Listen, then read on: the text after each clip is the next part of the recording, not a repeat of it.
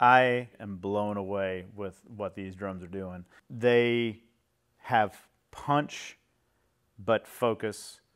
The attack is clear, but the tone is controlled.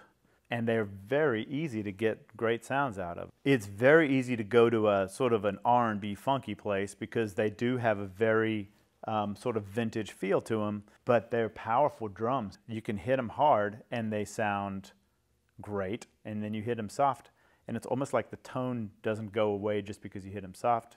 They're great drums because I feel like they can serve a pretty wide range of the musical spectrum. What a drummer does is communicate with the rest of the band as to what's happening in the song and where we're going. It's almost like I'm being able to communicate with the band better because these drums are so clear and poignant as to the ideas I'm putting out.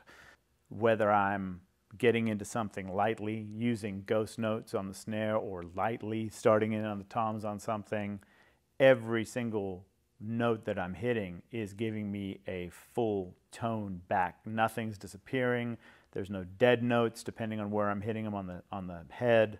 And it's inspiring. If there's any question in communication amongst the band members on what's going on with it, it's in the middle of a solo, whatever, I feel like it's my responsibility to say, okay guys, this is where it is. And when you've got a drum like this, it's rocking, and it's still, everybody's aware of exactly where it is. You know, these drums just speak all the way across the board, and like I've said already, rocking on them or not, they seem to just hold their tone the whole time.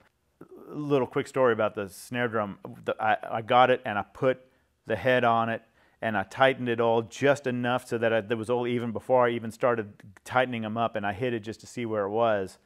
And it had a low, solid 70s R&B fluffy thud to it.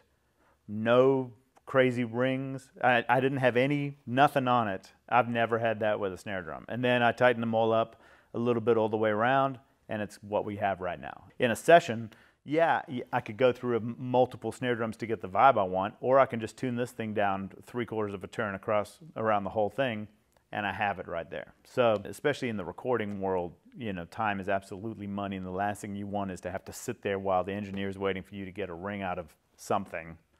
It just doesn't exist here. You know, so Noble and Cooley, 1854 is when they first started making drums. They are the oldest drum company. They made the marching snare drums for the Union soldiers in the Civil War. Those snare drums were made out of tulip wood. It's a wood that is prevalent across the Northeast. So for the Noble and Cooley 150-year anniversary, they decided to make a replica of the original rope marching snare drum that they used in the Civil War. That has slowly progressed into them making tulip kits. This is where it begins, you know. I think part of what makes the kit tulip such a great wood for kits, and I have no idea how this secret hasn't come out before, but I'm so thankful that Noble and Cooley has jumped on it, is that it is such a soft wood, so it absorbs a lot of the overtones that can plague other drums. To make it easy, these tulip shells just sound pure, awesome, very vintage sounding as they have a nice roll off on the back end of the tone, nice attack. It's the all-in-one. And I gotta tell you, I have a few different kits that I have to decide between which one I'm going to use depending on what kind of session I feel I'm getting into. I wouldn't have to with these. I know right now, I've had them at my home studio for the last week. I've used them on a variety of different recordings. I don't want to give these back. So there it is. Nick and I have played together almost 20 years.